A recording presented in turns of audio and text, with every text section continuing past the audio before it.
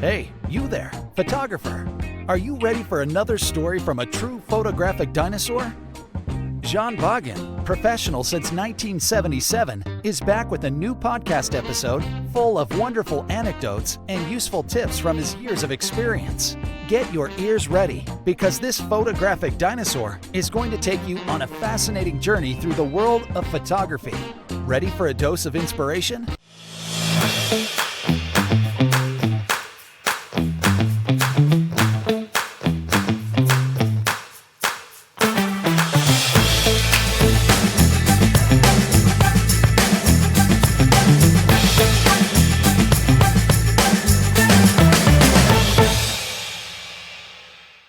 Have we started now? We start now. Welcome, Peter. Yes. Thank you very much, John. It's a pleasure to be here with you. Yes, I appreciate that you were ready to help me with this podcast and talk a little bit about photography.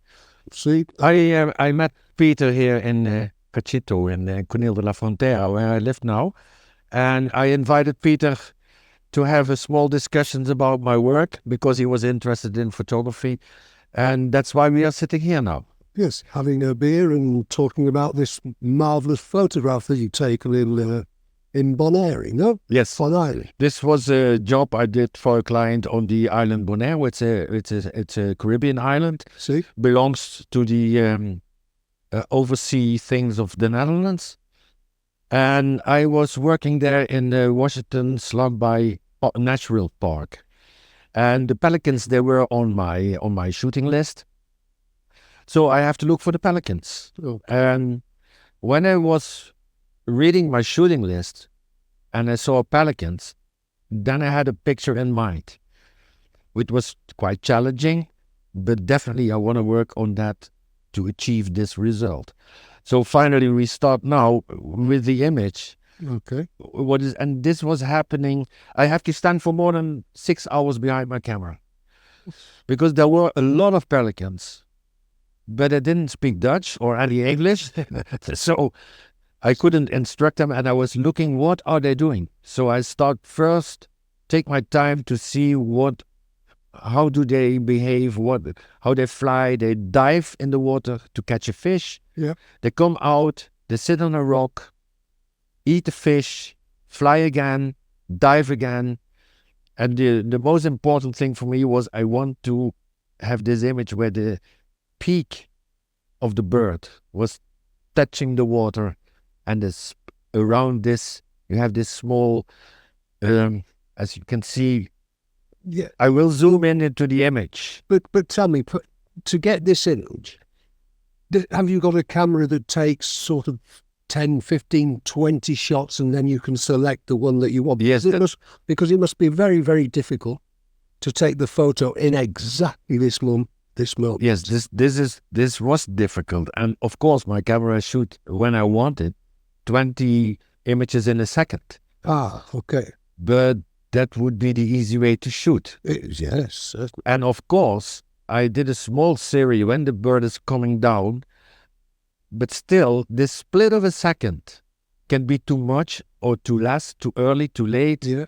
And also, how looks the bird when he looks like a rock what is falling into the water? It isn't a bird. Mm-hmm. And as you can see, I don't know if it works like this. This was one of the almost there. Yeah. But just not what I need. And it's even this is a nice image. Yeah, I like this photo. Yes, but when you see the next one, so there you see what I was trying to achieve. Yeah. I need this peak touching the water in this second. And then you have to imagine another thing. It's a 800 millimeter lens, which has a weight of 4.5 kilo. And my camera, which has a weight of maybe 1.5. So you walking actually with a bag of potatoes in your hand. Yes, yeah. And so then I use my tripod. And I was just looking, catching the bird, focusing, go down with the camera, and then maybe I do tick, tick, tick, tick, tick, tick, tick, but still no prize. So this is It took, because it is not every second that the bird is coming back No, on that particular spot, because it's quite regular though. Right? yes, it's happening. Yeah. In a quarter of an hour, it's happening maybe 5, 6, 7 times. But I'm watching the bird when he is flying up there, and a lot, they are just flying around, and then all of a sudden, phew, he starts diving. See something. And this one I need, but when I see him with my right eye there, and my camera is looking to that bird, I have to catch him, focus, move down, and I'm this manual photographer. I don't want to have my camera on the automatic focus or all that kind of things. I measure my light, so the light doesn't change in the period of an hour. Maybe at the golden hour when the sun is going down, but normally the sun is not. The light is not changing, but the place, the exact point where the bird is hitting the water, that can be there or it can be here. So the focus I need, and then I can see okay, they're diving there. They have a favorite spot because probably the fish are there. And then I put my focus on, let's say, a square meter, and praying that he is using this square meter to dive. Yeah, that's it. So you can imagine that you can see it in this image in the water. The sharpness is on the wings of the bird, but as soon as I move the camera down, the sharpening is in at the same spot. When he hits the water there, my water would be sharp as well. So this is actually managing. I have this thing: look for the great spot, be on time, because you need your light exactly. But when the sun is standing there right in front of me, I don't have the right spot. So find the right spot, be on time, and stay until you're totally satisfied. Prepared to wait. Yes. And whatever it takes. Guess that in this production I did, and my son was assisting me. And he was standing in the shadow under a tree, and bringing me every quarter of an hour a wet towel and put on my shoulders because I got a sunburn. But I was standing there and waiting, and this is what you need when you have this picture in mind. When you've got it in, and that's what you want, then everything I bring back home, what doesn't come to this result is bullshit. You're not going to use it, you throw it away, and you're always thinking, shit, I should stay a little bit longer. I have to do a little bit more shots because it's not exactly what I wanted. And this is the challenge you have when you are standing there in the burning sun, which was 6-day production on this national park. Right, but there was a beach bar nearby, no? So the beach was actually beach bar, so you could. No, don't worry. No. We have to bring our water, and in this national park there's no tourism, there's no small bar or whatever. You just bring your sandwiches. Yes. And as you see, I try to go to this one as well. These are all the tryouts, but this one was shot with the same idea, and it ended up as a nice picture as well. So it doesn't need to be this exact one. On my way to the top result, what I want to achieve, I catch other ones, which are fine. I can tell you this one. It's just it just flies by. I have my camera and I just and this is easily to move. Horizontal is more easy than vertical with this big camera. So I saw him coming. I catch him. I focus. I move. I look that I have a little bit of water as a horizon.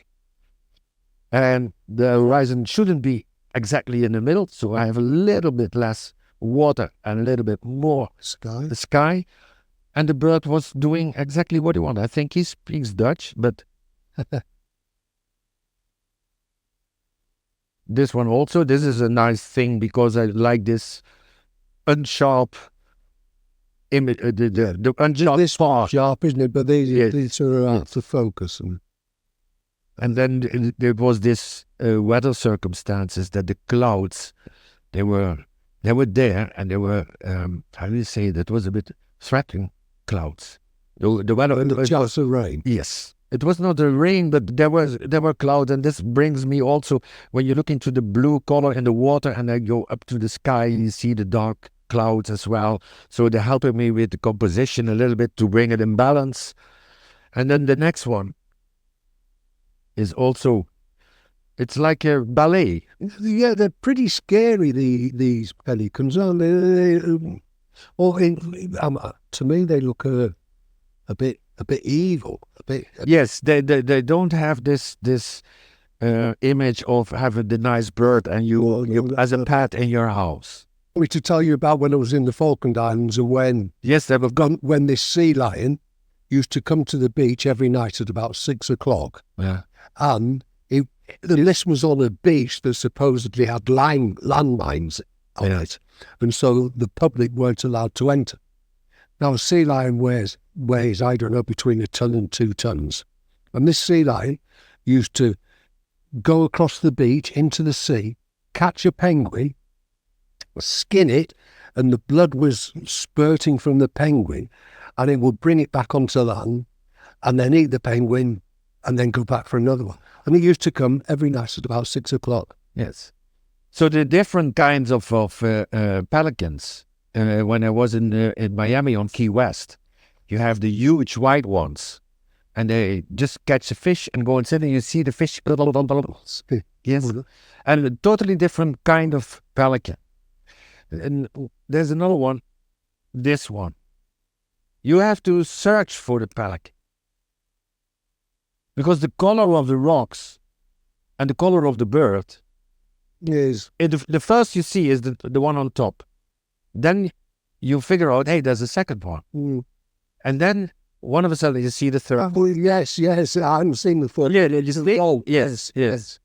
Sometimes the people look into this image, said, oh, nice pelican. I said, Yeah. do you see the other two? And oh shit, Eventually. there are two more. But this is all about patience. Waiting. There's another one I want to show you. These are the flamingos. And they are funny birds. What they do, when you approach them, they don't fly.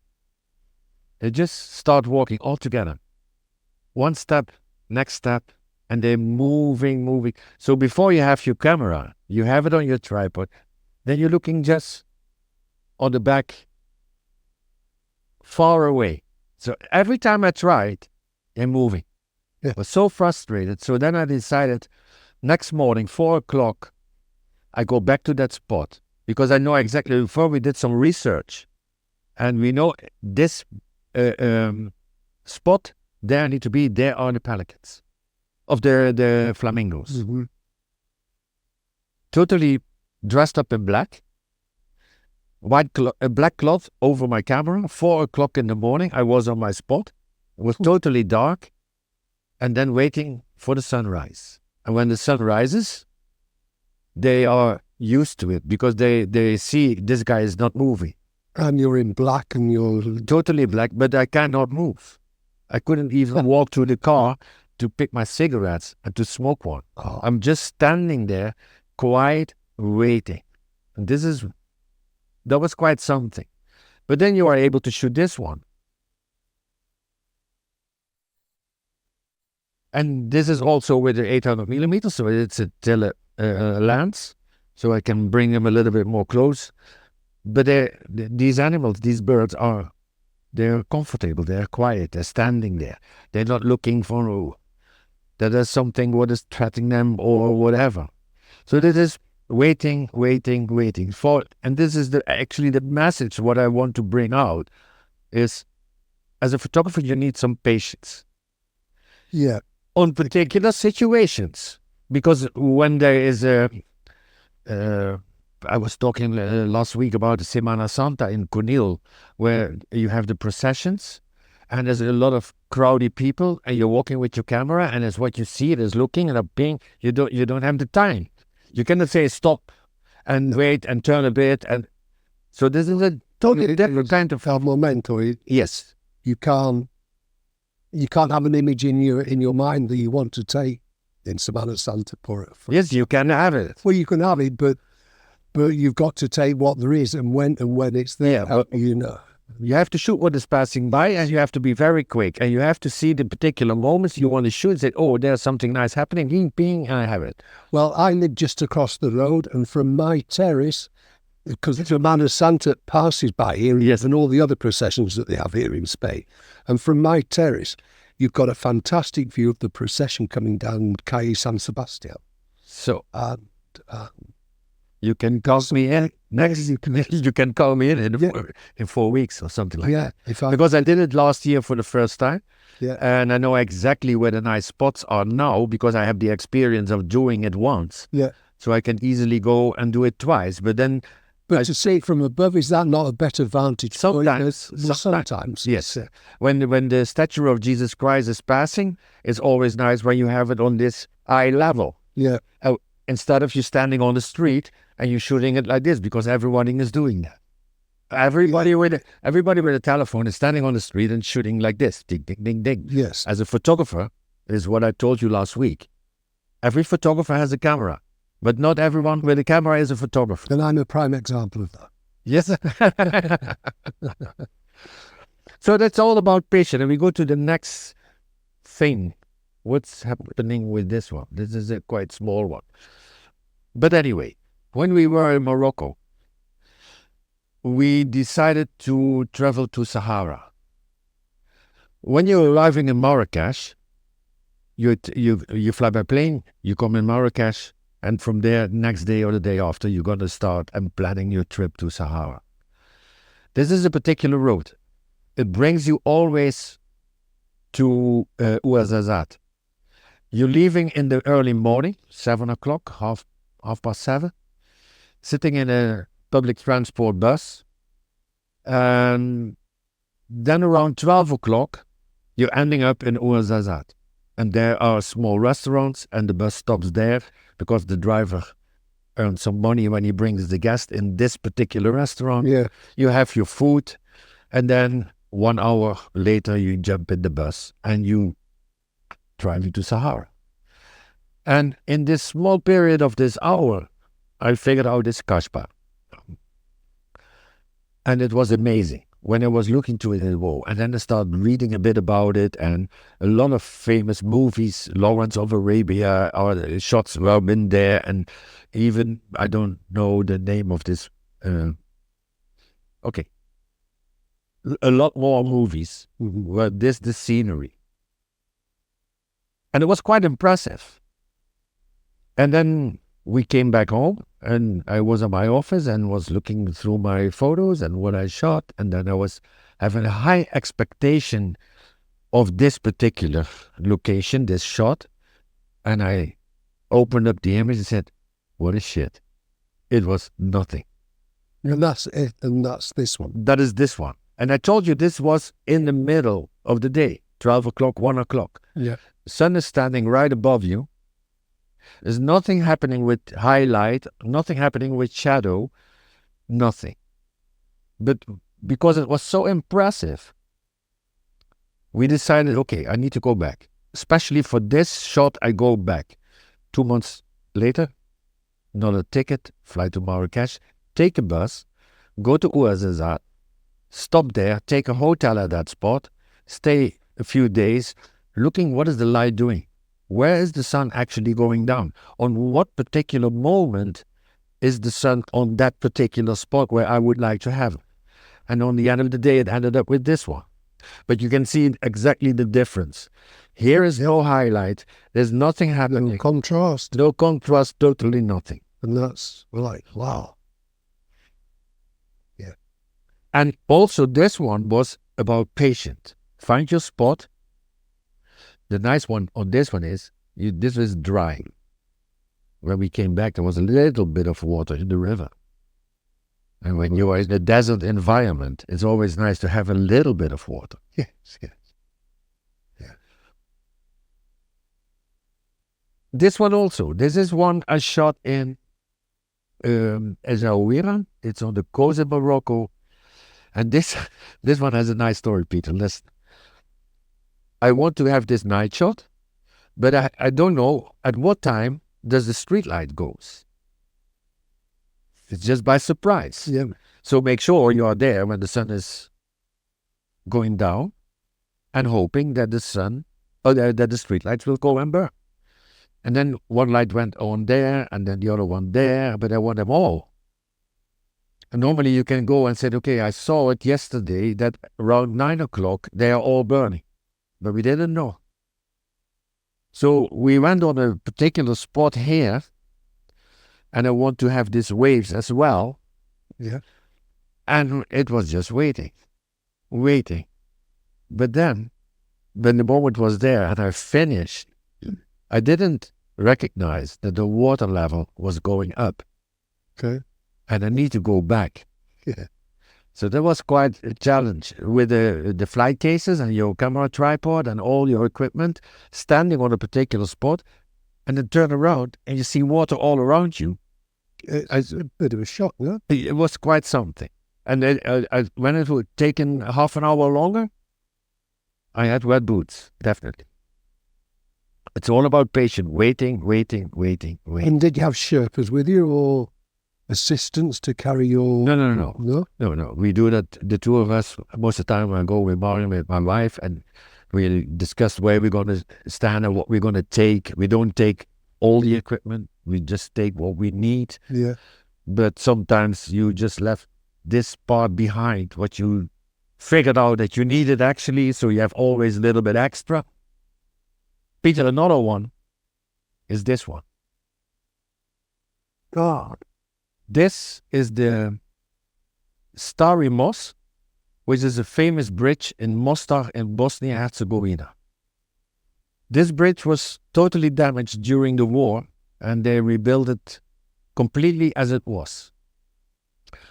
This bridge is photographed more than the Eiffel Tower. I think millions of times. Wow. So when my client is putting this on my shooting list, I cannot come back with an image which is already done.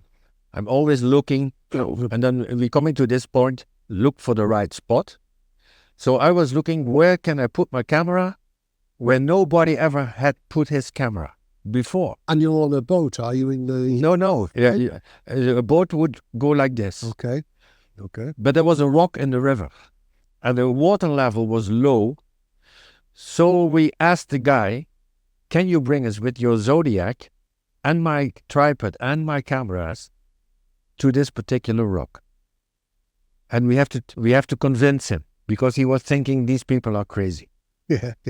On the end of the day, we succeed, and he brought us to this particular spot. I put my camera there, and nobody ever shoot an image from this angle. Nobody. And what I decided was to choose for a long shutter time.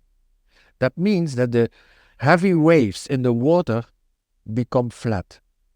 Because when your lens is a long time open, the water is flowing like this, and it works like a mirror. Okay. This is photographic technique. Every photographer has a camera. Not everyone with a camera is a photographer. Okay. It's like that. Yeah. I had this image also on my mind, and I knew exactly there will be another one. I have to wait a little bit more. Because when the light is going down, the street light goes on. And this is something, photographic technique. There are two light sources. We have the sun, or maybe the moon, which we don't have any influence on it. No. And next to that, we have the tungsten light, the street lights and the lights in the windows.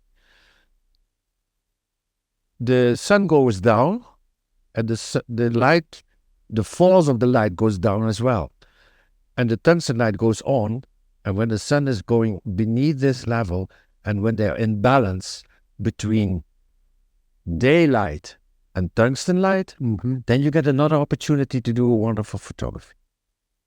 So when we finished this one, I said, we have to wait. There's another one coming. And this is the next one. Well, It's from the same spot. Exactly, you can put these two images on top of each other. They are exactly the same. but you see the street lights reflecting in the water. The lights in the windows give me these small light lines. Yeah, this bridge reminds me of Cordoba. I was doing a course here in Patrimonio, and we went to Cordoba on an excursion. And there's a bridge there. I don't know if you've heard about it or if you've seen it, but it's really, really deep to the bottom, to the river. And when it's lit up at night with the artificial lights like here, it's fairly similar. The lighting's fairly similar. The bridge is a different structure, but it reminds me of that with the lighting. You need to go to Cordoba. Yes, definitely. We're going to do that. Yeah. Not in a hot summer, but No. Cordoba is on the list. Okay. But this is but this is also a little bit of political story behind it. It was during the war. This bridge was very important because people can cross over the bridge. They put blankets on the sides so that the snipers could not see that people were crossing the bridge. Okay. And finally, the Serb they bombed it, and which is from 700 years after Christ. And then all these blocks were down in the river. And also, this bridge is called the Stari Most. And the Mostari are the divers. These people, they earn their money by diving from the bridge into the Neretva River. Oh. And it's incredible. It's another story. I cannot, in this podcast, I cannot talk about it because I have to show you the images, what is happening. When they worldwide figured out that they were doing this, Red Bull came with the Red Bull Diving Challenge. And they building a tower from 12 meters on top of that bridge and diving even higher. This is 28 meters high. And they're building this tower on top of that bridge. And then these divers go from there. Wow. And but what they do, the tourists are walking over this bridge. And then they're going to stand on the edge. And they're making this move that they're going to dive, but they don't. They're waiting. Yeah. And then one guy is walking for the money. And when you give me €5 or you give me €2 or €1, he will dive. And people waiting. So the bridge is totally packed. Yeah. And then when they have €30 in their hand, then it's worth diving.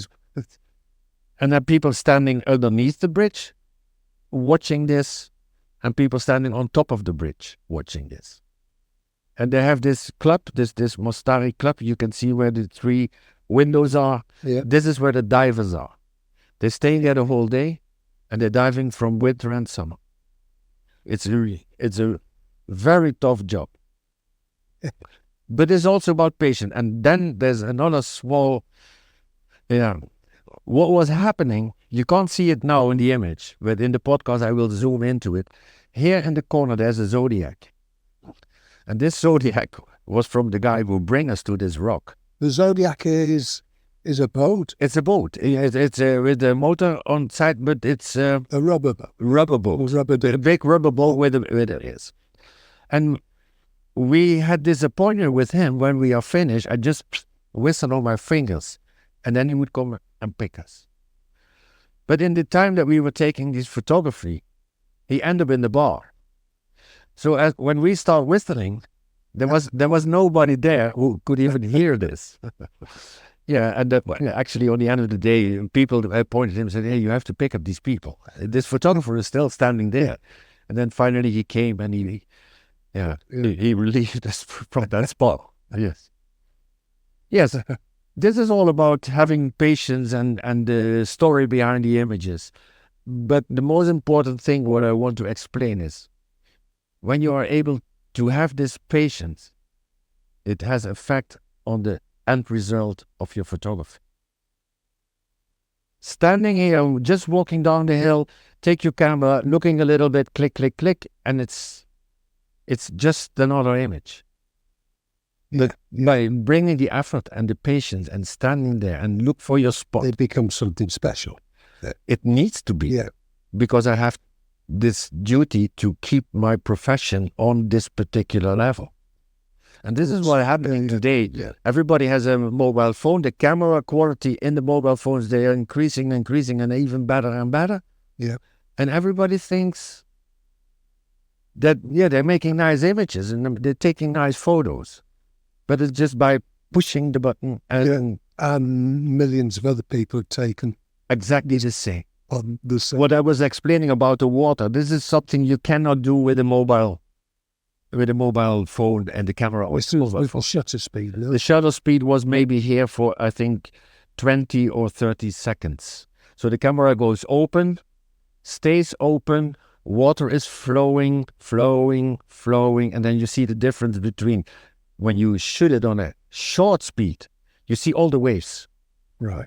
And now, water was everywhere. During these 20 seconds or 30 seconds, water was everywhere. And then it got this surface would start working as a mirror, and that gives me the effect of the artificial light what is reflecting in the water. Yeah. Because when there were waves, You don't get that. you don't get this It's effect. distorted over it. Exactly.